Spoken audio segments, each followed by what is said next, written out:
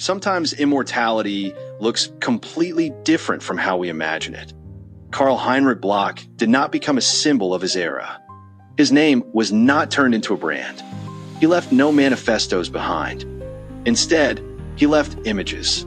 Images that have outlived fashion. They have outlived styles. They have outlived the artist himself. His Christ does not shout. He does not pose. He does not impose himself. He simply looks.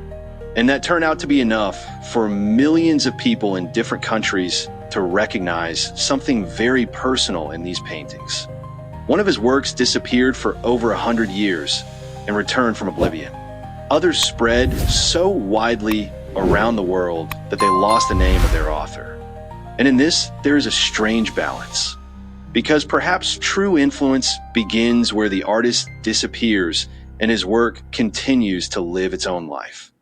Bloch did not become an icon of art in the usual sense, but he became part of the collective memory, quietly, without fanfare, forever. And if today, looking at these images, you heard the name Karl Bloch for the first time, then this story is not over yet. Thank you for watching this series to the end. If you like stories like this about art, people, and the strange twists and turns of history, subscribe to the channel if you haven't already. There are many more stories ahead that are worth remembering.